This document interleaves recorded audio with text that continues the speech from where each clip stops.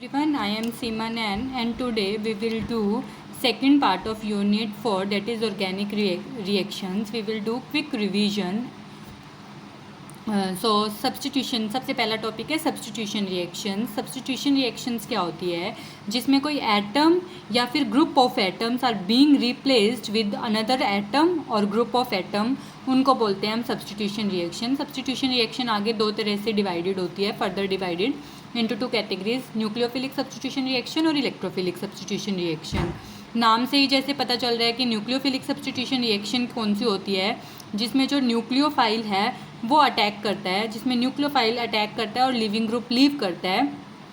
For example RLG plus nucleophile, nucleophile leaving group leave कर जाएगा और न्यूक्लियोफाइल इसकी जगह आ जाएगा। तो इस तरह की रिएक्शंस को बोलते हैं न्यूक्लियोफिलिक सब्सटीट्यूशन रिएक्शन। अब न्यूक्लियोफाइल क्या होता है? न्यूक्लियोफाइल होता है, न्यूक्लियो मतलब न्यूक्लियस, फाइल मतलब लविंग। न्यूक्लियस इज पॉजिटिव, तो पॉजिटिवली चार्ज जो पॉजिटिव लविंग स्पीशीज़ होती है उनको बोलते हैं न्यूक्लियोफाइल। तो पॉजिटिव लविंग स्पीशीज़ कौन सी होंगी? जिनके पास इलेक्ट्रॉन्स होंगे। तो न्यूक्लियोफाइल के एग्जांपल्स हो गए ये RCO negative, NH2 negative, RCN negative, OH negative, OR negative. तो जहाँ पे और लिविंग ग्रुप्स कौन से होंगे? लिविंग ग्रुप्स होंगे X। जनरली हम हैलाइड आयंस को लेते हैं, Cl negative, Br negative, I negative, F negative. तो ये लिविंग ग्रुप होता है, ठीक है। तो न्यूक्लियोफिलिक सब्सटीट्यूशन ये होता है। इलेक्ट्रोफिलिक सब्सटीट्यूशन रिएक्शन, इलेक्ट्रोफाइल जिसमें अटैक करेगा। इलेक्ट्रोफाइल मतलब electron loving species, electron loving species मतलब जिसके पास खुद के पास पॉजिटिव चार्ज है। तो वो कौन सी स्पीशीज़ होंगी? जैसे Cl positive, R positive, RC double bond O positive, ठीक है। ऐसे तरह की इस तरह से हम अब देखो इलेक्ट्रोफिलिक सब्सटीट्यूशन रिएक्शन जो है, इलेक्ट्रोफाइल अटैक करेंगे मतलब पॉजिटिव चार्ज वाली स्पीशीज़ अटैक करेगी, मतलब वो अटैक किस पे करेगी? नेगेटिव चार्ज पे। तो जो ये रिएक्शंस होती है इलेक्ट्रोफिलिक सब्सटीट्यूशन रिएक्शन, ये बेंजीन पर होती हैं, ये याद रखना, बेंजीन पर होती है, ठीक है। तो न्यूक्लियोफिलिक सब्सटीट्यूशन रिएक्शन दो तरह की होती है, SN1 रिएक्शन और SN2 रिएक्शन। SN1 रिएक्शन कौन सी होती है? इसका मतलब है unimolecular nucleophilic substitution reaction. SN2 का मतलब है बायमोलिकुलर न्यूक्लियोफिलिक सब्सटीट्यूशन रिएक्शन। तो SN1 का एग्जांपल देखेंगे पहले हम। SN1 क्या होती है? SN1 मान लो ये एल्काइल हैलाइड होगी, कोई भी आपकी एल्काइल हैलाइड हो गई।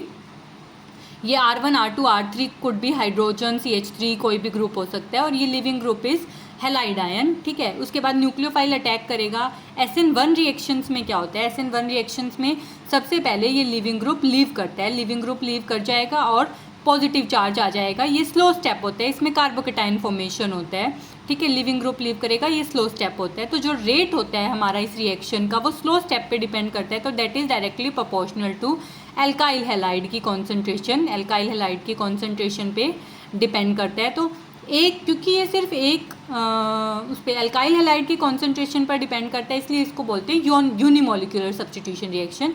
ये 2 स्टेप रिएक्शन होती है, वैसे 2 स्टेप होती है। पहले स्टेप में स्लो स्टेप होता है जिसमें कार्बोकेटाइन का फॉर्मेशन होता है, फिर न्यूक्लियोफाइल अटैक करता है। क्योंकि कार्बोकेटाइन फॉर्मेशन हुआ है, कार्बोकेटाइन जो है ट्राइगोनल प्लेनर है, तो मतलब जो न्यूक्लियोफाइल है वो दोनों तरफ से अटैक कर सकता है, इस साइड से भी और इस साइड से भी। जहाँ से लिविंग ग्रुप लीव किया है वहाँ से भी अटैक कर सकता है और उसके अपोजिट साइड से भी अटैक कर सकता है न्यूक्लियोफाइल। इसलिए जो इसमें प्रोडक्ट बनता है वो दोनों बनते हैं, रिटेंशन ऑफ कॉन्फिगरेशन वाला भी और इन्वर्जन ऑफ कॉन्फिगरेशन वाला भी। क्योंकि जो न्यूक्लियोफाइल है वो दोनों तरीके से अटैक कर सकता है, जैसे यहाँ मैंने दिखा रखा है, इधर से भी अटैक कर सकता है, ऊपर से और नीचे से, दोनों तरफ से। और ये फास्ट स्टेप होता है, इसलिए जो रेट है इस पर इसकी न्यूक्लियोफाइल की कॉन्सेंट्रेशन पे डिपेंड नहीं करता, क्योंकि ये फास्ट स्टेप है, ठीक है। तो इसमें जो प्रोडक्ट बनेगा वो रिटेंशन ऑफ कॉन्फिगरेशन और इन्वर्जन ऑफ कॉन्फिगरेशन के साथ बनेगा। क्योंकि इसमें कार्बोकेटाइन फॉर्मेशन होता है, इसलिए जो 3 डिग्री एल्काइल हैलाइड्स हैं वो सबसे ज़्यादा SN1 से जाएंगे, फिर 2 डिग्री वाले, फिर 1 डिग्री वाले और फिर CH3X सबसे लीस्ट होगा। इसका जो रिएक्शन है वो सबसे स्लो होगा, ठीक है। तो क्योंकि जो ये 3 डिग्री कार्बोकेटाइन है वो सबसे ज़्यादा स्टेबल होंगे बिकॉज ऑफ इंडक्टिव इफेक्ट, ठीक है। फिर 2 डिग्री, फिर 1 डिग्री, इसलिए ये वाले जो एल्काइल हैलाइड हैं वो SN1 रिएक्शन से जाएंगे। अब SN2 रिएक्शन क्या होती है? SN2 होती है बायोमोलिकुलर न्यूक्लियोफिलिक सब्सटीट्यूशन रिएक्शन। मतलब इसमें ये बहुत इंपॉर्टेंट चीज़ है कि ये एक ही स्टेप में होती है ये रिएक्शन। न्यूक्लियोफाइल अटैक करेगा, लिविंग ग्रुप लीव करेगा। इसमें 5 मेंबर ट्रांजिशन स्टेट बनती है।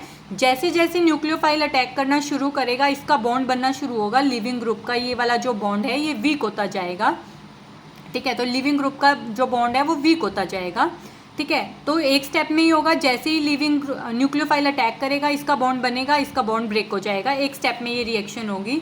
और क्योंकि जिस साइड से लिविंग ग्रुप लीव कर रहा है उसके अपोजिट साइड से न्यूक्लियोफाइल अटैक कर रहा है, जिस साइड से लिविंग ग्रुप लीव कर रहा है उसके अपोजिट साइड से न्यूक्लियोफाइल अटैक कर रहा है, तो इसमें जो प्रोडक्ट बनेगा वो सिर्फ इन्वर्जन के साथ बनेगा। इन्वर्जन ऑफ कॉन्फ़िगरेशन होगा इसमें, क्योंकि 5 मेंबर ट्रांजिशन स्टेट बन रही है। तो अगर ये वाले अल्काइल ग्रुप बल्कि होंगे तो ये वाला जो ट्रांजिशन स्टेट होगा वो अनस्टेबल होगा। इसलिए जो 1 डिग्री अल्काइल हैलाइड है वो सबसे ज़्यादा स्टेबल होगा, फिर 2 डिग्री, फिर 3 डिग्री। तो जो रेट ऑफ रिएक्शन है वो अल्काइल हैलाइड के साथ 1 डिग्री अल्काइल हैलाइड सबसे ज़्यादा इजीली रिएक्ट करेगा SN2 मैकेनिज्म से, फिर 2 डिग्री, फिर 3 डिग्री। एक और चीज़ और इसमें याद रखना, जो दोनों रिएक्शंस हैं सब्स्टिट्यूशन रिएक्शंस में, RI का सबसे ज़्यादा रिएक्शन रेट होगा। उसके बाद RI के बाद होगा RBr का, फिर RCl का, और फिर RF का। क्योंकि ये सबसे कम इलेक्ट्रोनेगेटिव है तो इन दोनों का जो बॉन्ड होगा वो सबसे वीक होगा। इन दोनों का बॉन्ड सबसे वीक होगा, मतलब ये बहुत ईजीली निकल जाएगा RI हमारा, और जो कार्बोकेटाइन फॉर्मेशन है वो बहुत ईजी होएगा। और इस केस में भी जितना जल्दी ये निकलेगा SN2 मैकेनिज्म में, जितनी जल्दी ये निकलेगा उतनी जल्दी न्यूक्लियोफाइल अटैक करेगा। तो दोनों केस में क्योंकि ये बॉन्ड वीक है इसलिए इसकी रिएक्शन सबसे फास्ट होगी एंड सो ऑन।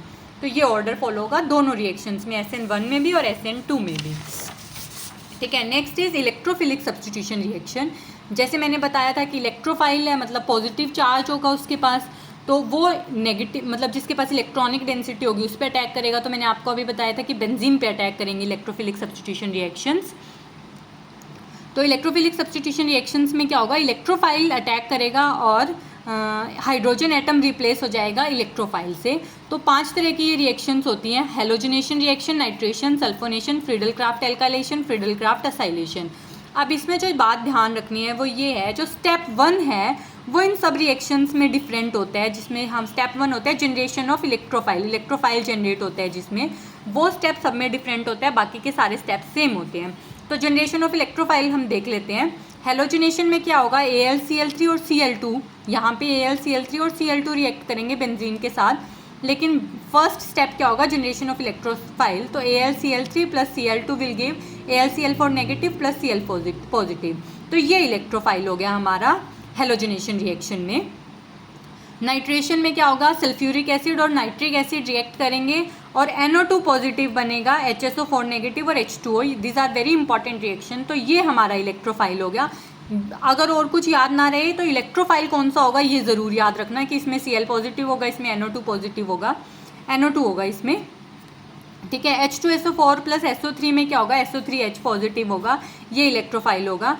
और HS4 नेगेटिव बनेगा, H2SO4 और SO3 रिएक्ट करेंगे। फ्रीडल क्राफ्ट एल्काइलेशन में क्या होता है, AlCl3 RX की प्रेजेंस में AlCl4 बनेगा अगर ये Cl है तो, और R पॉजिटिव बनेगा। ऐसे ही AlCl3 असाइल ग्रुप हो जाएगा, असाइल ग्रुप ले लेंगे हम, तो AlCl4 नेगेटिव, और ये हमारा इलेक्ट्रोफाइल होगा। तो इलेक्ट्रोफाइल ज़रूर याद रखना कि कौन कौन से हैं, मैंने सर्कल भी कर दिया इलेक्ट्रोफाइल को। तो ये इलेक्ट्रोफाइल्स होंगे। इलेक्ट्रोफाइल जनरेट हो गए, सेकेंड स्टेप होगा कि इनका अटैक इलेक्ट्रोफाइल का बेंजीन रिंग पे। तो ये इलेक्ट्रोफाइल बेंजीन रिंग पे अटैक करेंगे। बेंजीन की देखो, वैसे तो ये स्टेप बहुत स्लो होगा क्योंकि बेंजीन एरोमेटिक था, एरोमेटिसिटी लूज़ कर रहा है बेंजीन, लेकिन फिर भी ये बनता है बिकॉज दिस जो यहाँ पे इलेक्ट्रोफाइल आ जाएगा, यहाँ पे पॉजिटिव चार्ज आ जाएगा। तो ये वाला बन रहा है क्योंकि this is stabilised by resonance. इसका पॉजिटिव चार्ज जो है वो रेजोनेंस की वजह से स्टेबलाइज हो रहा है। तो ये रेजोनेंस स्ट्रक्चर्स ज़रूर बनाने हैं, दीज आर वेरी इंपॉर्टेंट। ये रेजोनेंस स्ट्रक्चर्स ज़रूर बनाने हैं क्योंकि अदरवाइज तो ये रिएक्शन फिजिबल ही नहीं होती। ये रिएक्शन फिजिबल ही इसलिए क्योंकि these are stabilised by resonance. Step 3 क्या होगा, लास्ट स्टेप जो बेस था, हर जब भी इलेक्ट्रोफाइल जनरेट हुआ है तो एक बेस भी बना है AlCl4 नेगेटिव, वो AlCl4 नेगेटिव प्रोटॉन एब्स्ट्रैक्ट कर लेगा और एरोमेटिसिटी फिर से रीगेन हो जाएगी एरोमेटिसिटी। तो ये हो गई हमारी इलेक्ट्रोफिलिक सब्स्टिट्यूशन रिएक्शन का मैकेनिज्म, इलेक्ट्रोफिलिक सब्स्टिट्यूशन रिएक्शन भी हो गई। तो नेक्स्ट जो टॉपिक है that is elimination reaction. Elimination reaction क्या होती है? एलिमिनेशन रिएक्शन देखो, एलिमिनेशन रिएक्शन को अगर डिफाइन करना है तो एलिमिनेशन रिएक्शन होती है एक प्रोडक्ट में से कोई एटम, मतलब एक रिएक्टेंट में से कोई एटम और ग्रुप ऑफ एटम लीव करते हैं टू फॉर्म 2 और मोर प्रोडक्ट्स, तो उनको हम बोलते हैं एलिमिनेशन रिएक्शन। क्या है? एक रिएक्टेंट में से कोई एटम और ग्रुप ऑफ एटम्स लीव करते हैं टू फॉर्म 2 और मोर प्रोडक्ट, तो उसको एलिमिनेशन रिएक्शन बोलते हैं। जैसे कि ये अल्काइल हैलाइड का ही एग्जांपल ले रखा है मैंने, हाइड्रोजन और लिविंग ग्रुप है, तो ये बेस की प्रेजेंस में होती है ये रिएक्शन। बेस की प्रेजेंस में हाइड्रोजन एब्स्ट्रैक्ट कर लेगा और लिविंग ग्रुप लीव कर जाएगा, ठीक है। तो ये वाली जो रिएक्शन है और डबल बॉन्ड का फॉर्मेशन हो जाएगा, इसको बोलते हैं एलिमिनेशन रिएक्शन। 2 तरह की एलिमिनेशन रिएक्शन होती है, E1 रिएक्शन और E2 रिएक्शन। अब एक एक करके पढ़ते हैं। सिमिलर है जैसे सब्स्टिट्यूशन रिएक्शन थी, बहुत ज़्यादा डिफरेंट नहीं है। E1 में जैसे SN1 में हमने कार्बोकेटाइन फॉर्मेशन करा था, ऐसे ही E1 में भी कार्बोकेटाइन का फॉर्मेशन होगा, कार्बोकेटाइन बनेगा इसमें भी, ठीक है। और एक और बात याद रखना, जिसमें भी कार्बोकेटाइन फॉर्मेशन बन रहा है उसमें रीअरेंजमेंट ऑफ कार्बोकेटाइन भी पॉसिबिलिटी है, क्योंकि हम क्विक रिवीजन कर रहे हैं इसलिए मैंने उसको कंसिडर नहीं किया है, ठीक है। तो जैसे स्लो स्टेप होगा, पहला स्टेप होगा स्लो स्टेप में जैसे हम पहले SN1 में हुआ था वैसे ही लिविंग ग्रुप लीव कर जाएगा और कार्बोकेटाइन का फॉर्मेशन हो जाएगा, ठीक है। उसके बाद बेस रिएक्ट करेगा, ये हाइड्रोजन एब्स्ट्रैक्ट कर लेगा और डबल बॉन्ड का फॉर्मेशन हो जाएगा, एल्कीन बनेगा इसमें, ठीक है। तो ये हो गई E1 रिएक्शन। एलिमिनेशन हो रही है, पहले लिविंग ग्रुप लीव किया, बेस ने प्रोटॉन एब्स्ट्रैक्ट कर लिया, डबल बॉन्ड फॉर्मेशन हो गया, ये हो गई E1 रिएक्शन। अगेन कार्बोकेटाइन का फॉर्मेशन हो रहा है तो 3 डिग्री 2 डिग्री 1 डिग्री ये रेट रहेगा एल्काइल हैलाइड का E1 रिएक्शन के लिए। और दूसरी चीज़, जो E1 रिएक्शन है वो वीक बेस की प्रेजेंस में ईजीली कैरी आउट हो जाएगी। बेस अगर वीक भी होगा तो भी चलेगा, क्योंकि जो रेट है that is depending upon concentration of alkyl halide only, क्योंकि स्लो स्टेप पे रेट हमारा डिपेंड करता है। तो रेट स्लो स्टेप पे, तो स्लो स्टेप ये है, इसमें एल्काइल हैलाइड है, तो जो रेट है वो एल्काइल हैलाइड की कॉन्सेंट्रेशन पे डिपेंड करेगा, ठीक है। Next is E2 reaction. E2 mechanism में क्या होगा? E2 मैकेनिज्म 1 स्टेप मैकेनिज्म है और वही अगेन बायोमोलिकुलर एलिमिनेशन रिएक्शन बोलते हैं इसको, क्योंकि जो रेट है वो दोनों की कंसंट्रेशन पे डिपेंड करेगा, एल्काइल हैलाइड की कंसंट्रेशन पे भी और बेस की कंसंट्रेशन पे भी डिपेंड करेगा, दोनों की कंसंट्रेशन पे डिपेंड करेगा, इसलिए ये बायोमोलिकुलर एलिमिनेशन रिएक्शन है। तो इसमें क्या होगा? बेस रिएक्ट करेगा, हाइड्रोजन एब्स्ट्रैक्ट करेगा, डबल बॉन्ड का फॉर्मेशन होगा और लिविंग ग्रुप लीव करेगा। 1 स्टेप मैकेनिज्म होगा, इसका भी 1 स्टेप रिएक्शन होगी और एल्कीन का फॉर्मेशन होगा और बेस और हाइड्रोजन बन जाएंगे, तो ये प्रोडक्ट बनेंगे इसमें भी।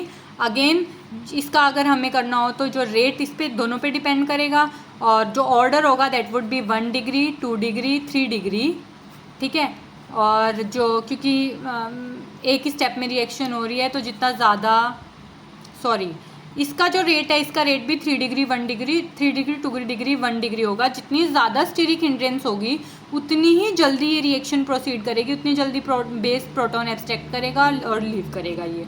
इसमें जो इम्पॉर्टेंट चीज़ है, जो बेस है उसकी कॉन्सेंट्रेशन अच्छी होनी चाहिए, जितना ज़्यादा अच्छा बेस होगा और उसकी कंसंट्रेशन जितनी ज़्यादा होगी उतनी ही E2 रिएक्शन प्रेफर्ड होगी, ठीक है। ये था एलिमिनेशन रिएक्शन के लिए। Next is addition reaction. Addition reaction क्या होती है? 2 तरह की एडिशन रिएक्शन होती है, इलेक्ट्रोफिलिक एडिशन रिएक्शन और nucleophilic addition reaction. Electrophilic addition reaction जिसमें इलेक्ट्रोफाइल अटैक करेगा, न्यूक्लियोफिलिक जिसमें न्यूक्लियोफाइल अटैक करेगा। न्यूक्लियोफाइल अगेन क्या होता है, इलेक्ट्रोफाइल क्या होता है आपको पता है। इलेक्ट्रोफाइल देखो किस पे अटैक करेगा, मतलब जिसमें इलेक्ट्रॉनिक डेंसिटी होगी। तो ये याद रखना, जो इलेक्ट्रोफिलिक रिएक्शंस होंगी वो एल्कीन पे होगी, सी कार्बन डबल बॉन्डेड कार्बन पर, और जो न्यूक्लियोफिलिक रिएक्शंस होगी वो कार्बोनिल कंपाउंड्स पे होगी। कार्बोनिल कंपाउंड्स होते हैं एल्डिहाइड और कीटोन्स। तो न्यूक्लियोफाइल अटैक करेगा कार्बोनिल कंपाउंड पे। अब अगर ये हाइड्रोजन हो गया R डबल डैश तो ये एल्डिहाइड हो गया, अगर ये कोई और एल्काइल ग्रुप है तो ये कीटोन हो जाएगा। तो कार्बोनिल कंपाउंड्स मतलब एल्डिहाइड और कीटोन। न्यूक्लियोफाइल अटैक करेगा, न्यूक्लियोफाइल ने अटैक किया, OH बन गया, O नेगेटिव बनेगा, पहले O नेगेटिव बनेगा, न्यूक्लियोफाइल अटैक करेगा, O नेगेटिव बन जाएगा। उसके बाद H2O की प्रेजेंस में क्या होगा, RCOH R डबल डैश और NU न्यूक्लियोफाइल इसके साथ अटैच हो जाएगा। तो ये थी एडिशन रिएक्शन, क्योंकि सिर्फ एडिशन हो रही है तो ये एडिशन रिएक्शन है।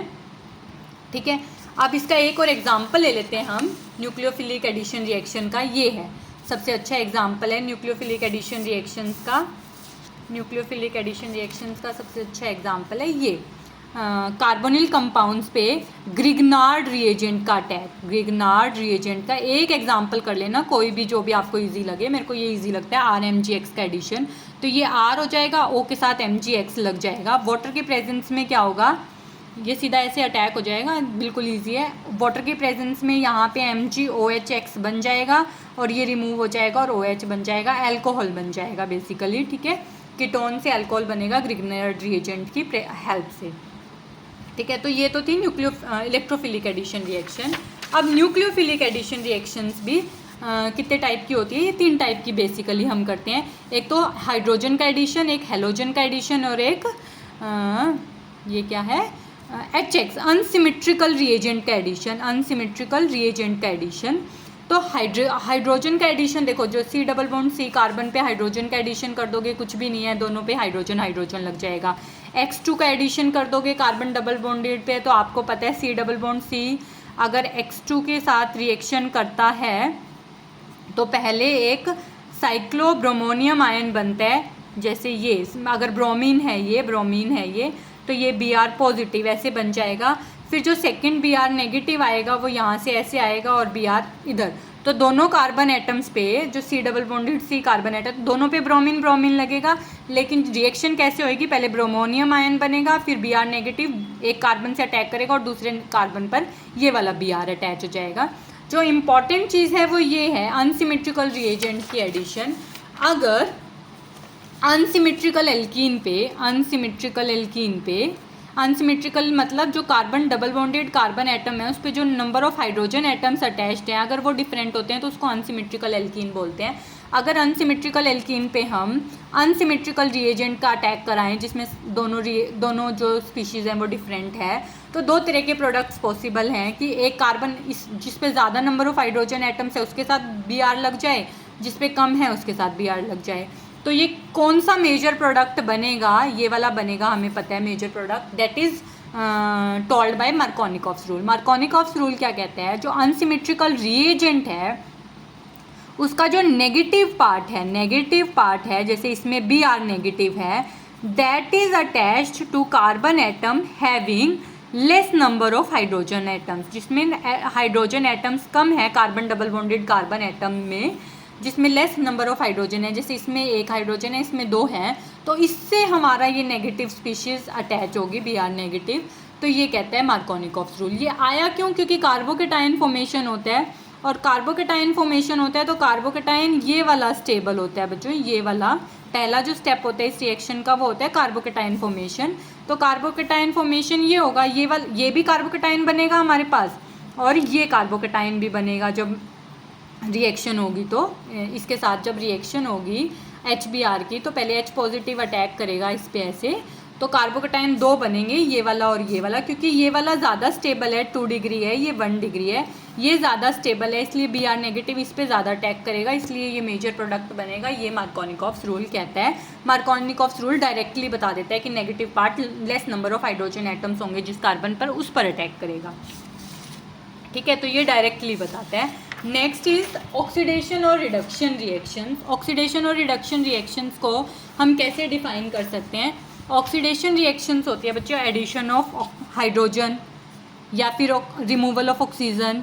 रिडक्शन रिएक्शन होती है ये decrease in oxidation state by accepting electron. Oxidation state कम होनी चाहिए रिडक्शन रिएक्शन में, वो कम कैसे होएगी, जब वो इलेक्ट्रॉन लेगा, क्योंकि जब इलेक्ट्रॉन लेगा, जैसे मान लो 2 पॉजिटिव है और एक इलेक्ट्रॉन ले लिया इसने, तो वो 1 पॉजिटिव रह जाएगा। जैसे कॉपर 2 पॉजिटिव है तो कॉपर 1 रह जाएगा, तो ये रिडक्शन ही हो रही है। ठीक है, एडिशन ऑफ ऑक्सीडेशन इसका उल्टा हो जाएगा, addition of oxygen, removal of hydrogen, increase in oxidation state by loss of electron. तो देखो क्योंकि हम ऑर्गेनिक रिएक्शंस कर रहे हैं तो ऑर्गेनिक रिएक्शंस में आप लोग रिडॉक्स रिएक्शंस के एग्जांपल मत ले देना, क्योंकि रिडॉक्स रिएक्शंस इनऑर्गेनिक में होती है। अगर कुछ भी याद ना रहे तो आप दे सकते हो रिडॉक्स रिएक्शन के, वरना आप बताना रिड्यूसिंग एजेंट्स क्या होते हैं और ऑक्सीडाइजिंग एजेंट क्या होते हैं। 2-3 एग्जाम्पल्स लर्न कर लेना। तो सबसे पहले LiAlH4 लिथियम एल्यूमिनियम हाइड्राइड, इसको कर लेते हैं। इसका क्या होता है, ये सारे फंक्शनल ग्रुप्स को रिड्यूस करते हैं except salt of carboxylic acid. Salt of carboxylic acid होता है ये, इसको रिड्यूस नहीं करता है। यहाँ पे कोई भी कटायन हो सकता है, इसको रिड्यूस नहीं करता है ये, बाकी सबको कर देगा। जैसे असाइल ग्रुप को कर देगा अल्कोहल में, साइनाइड को कर देगा अमीन में, ये C++ NH2 को कर देगा अमीन्स में, ठीक है। अजाइड्स, ये N3 वाले होते हैं अजाइड्स को अमीन में कर देगा। अल्कोहल को कर देगा एल्केन्स में। एल्डिहाइड और कीटोन को भी अल्कोहल में चेंज कर देगा। तो लिथियम एल्यूमिनियम हाइड्राइड सबसे स्ट्रॉन्ग रिड्यूसिंग एजेंट होता है, ये सब फंक्शनल ग्रुप को रिड्यूस कर देते हैं। उसके बाद दूसरा एग्जांपल ले लेना आप लोग NaBH4 का। ये कंपैरेटिवली वीकर होता है देन LiAlH4। ये सिर्फ एल्डिहाइड और कीटोन को रिड्यूस करता है, कार्बोनिल कंपाउंड्स को। ये एस्टर फंक्शनल ग्रुप को रिड्यूस नहीं करता है, ये ध्यान रखना, ये एस्टर फंक्शनल ग्रुप को रिड्यूस नहीं करता है। कम से कम ये 2 एग्जांपल्स तो पक्का लर्न कर लेना, बाकी करो ना करो, मैं 2-3 और बता रही हूँ। जो भी आपको याद रहे। LiBH4 लिथियम बोरोहाइड्राइड, ये क्या करता है, कार्बोनिल और एस्टर्स को कर देता है, कार्बोक्सिलिक एसिड को नहीं करता है। एस्टर कौन से होते हैं, C++R- वाले। कार्बोनिल जिसमें C++ होता है, ठीक है। कार्बोक्सिलिक एसिड होता है COH वाले, तो कार्बोक्सिलिक एसिड को नहीं करते हैं। लिंडलार्स कैटलिस्ट कौन सा होता है, PD कैल्शियम कार्बोनेट, ये लर्न कर लेना, ये इजी भी है।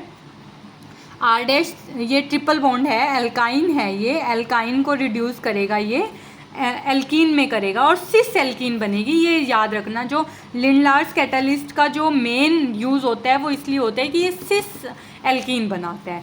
Next is birch reduction. Birch reduction होता है सोडियम और लिक्विड अमोनिया में, और ये ट्रांस एल्कीन बनाता है। ये 2 याद कर लेना, कंपैरेटिव भी है, इजी भी है। ये कॉन्जुगेटेड सिस्टम को, जो 1 और 4 सिस्टम है, उसको 2 एल्कीन में कन्वर्ट कर देता है इसको, और ट्रांस अल्कीन ही बनाता है, ये याद रखना आप लोग। Next is oxidising agents. Oxidising agents आप 2-3 ऑक्सीडाइजिंग एजेंट्स लर्न कर लेना, जैसे KMnO4OS ऑस्मियम टेट्राऑक्साइड।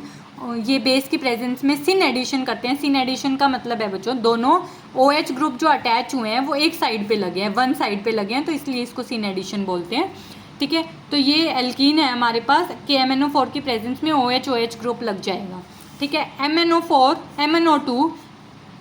MnO2 भी एक अच्छा ऑक्सीडाइजिंग एजेंट है। ये एलाइलिक अल्कोहल होता है, जो डबल बॉन्ड के बाद एक कार्बन को छोड़ के, मतलब ऐसे अटैच्ड होता है, इसको एलाइलिक अल्कोहल बोलते हैं, ठीक है। तो ये इसको एलाइलिक अल्कोहल को एल्डिहाइड में चेंज कर देता है, ये याद रख लेना। सबसे इंपॉर्टेंट चीज़ है ओजोनोलिसिस। ओजोनोलिसिस 2 तरह की ओजोनोलिसिस होती है, रिडक्टिव ओजोनोलिसिस और ऑक्सीडेटिव ओजोनोलिसिस।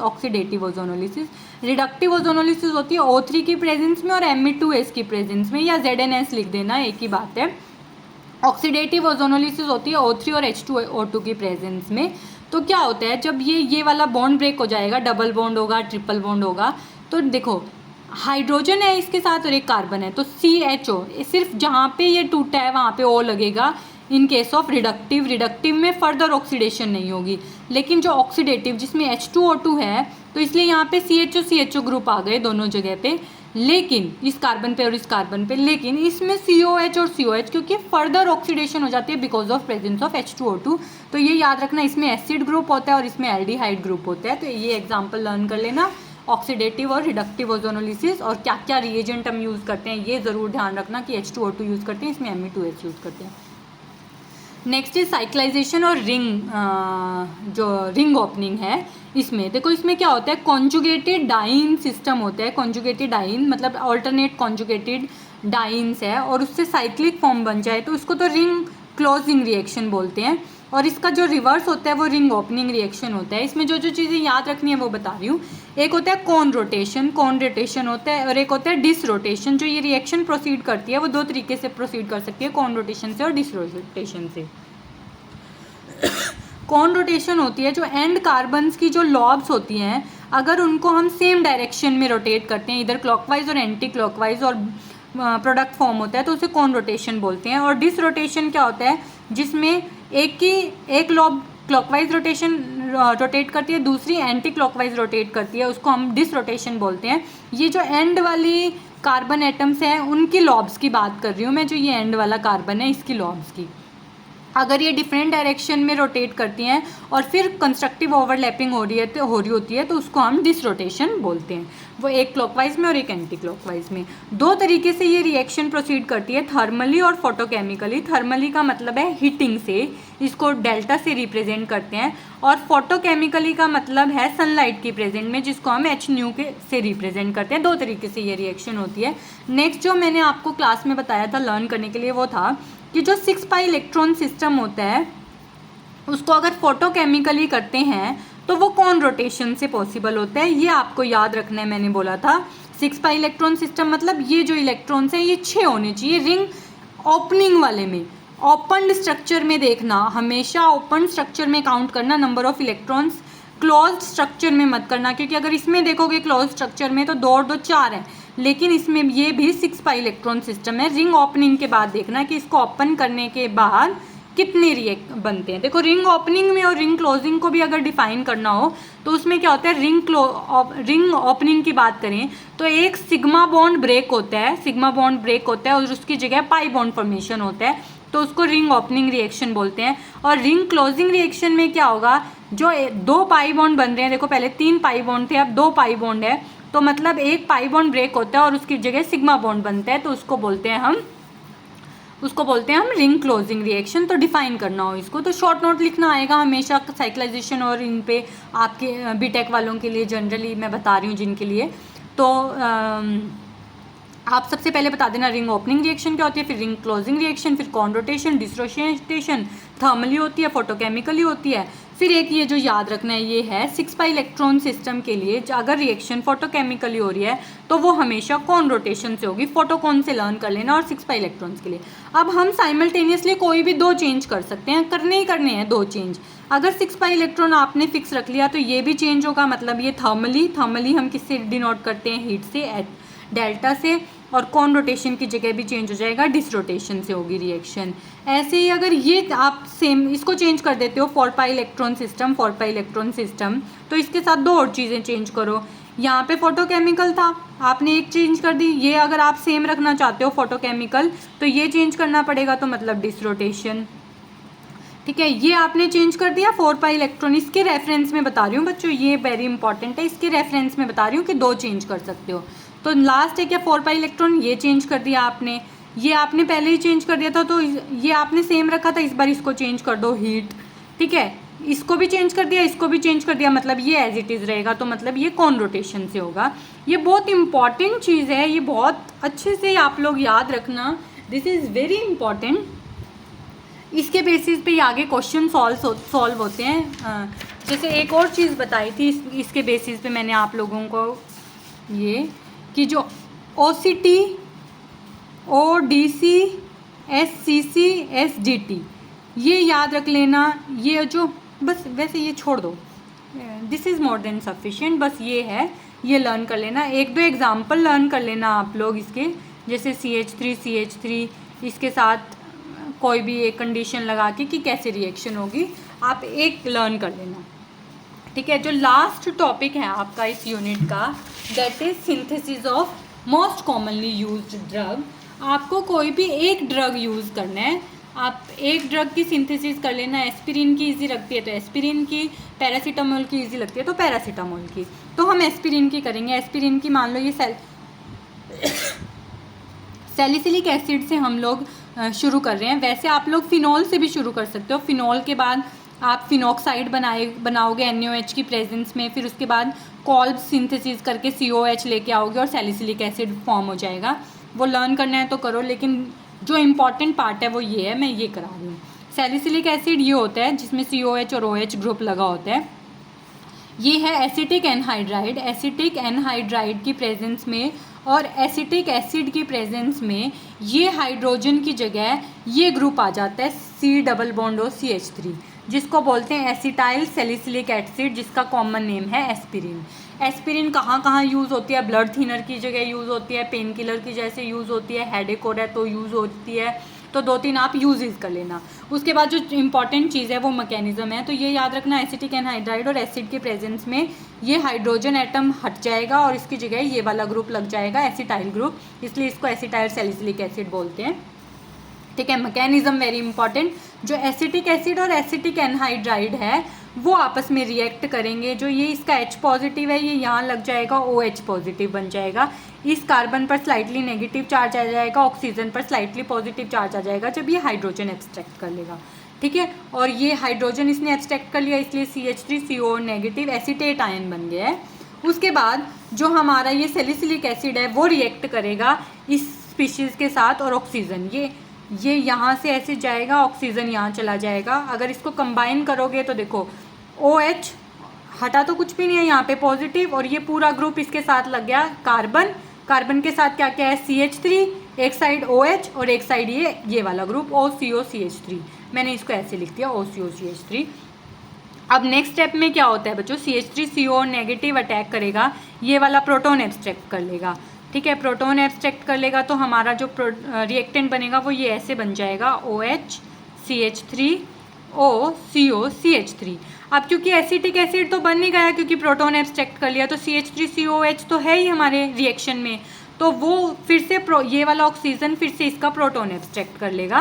प्रोटॉन एब्स्ट्रैक्ट करेगा, यहाँ पे OH पॉजिटिव आ जाएगा, OH पॉजिटिव आ जाएगा तो ये वाला जो OH है वो डिसोशिएट होगा और ये वाला ग्रुप लीव कर जाएगा और हमारा प्रोडक्ट बन जाएगा C double bond O C double bond O CH3, जिसको हम सैलिसिलिक एसिड कहते हैं। फिर से देख लेना ये स्टेप कैसे है। ये बन गया, इसने ये प्रोटॉन एब्स्ट्रैक्ट कर लिया, प्रोटॉन एब्स्ट्रैक्ट करने के बाद ये वाला कंपाउंड बन गया था। उसके बाद क्या हुआ, इस ऑक्सीजन ने ये वाला हाइड्रोजन एब्स्ट्रैक्ट कर लिया, OH पॉजिटिव बन गया। इस ऑक्सीजन का अगर एक ही स्टेप में बताना चाहें हम, इस ऑक्सीजन का ये यहाँ आ गया, ये वाला ग्रुप लीव कर गया। ठीक है, उसके बाद ये हमारा प्रोडक्ट बन गया जिसको हम बोलते हैं एसिटाइल सैलिसिलिक एसिड, या फिर आप बोल सकते हो एस्पिरिन। मैंने सारे टॉपिक्स इस यूनिट के कवर कर दिए हैं। Thank you so much.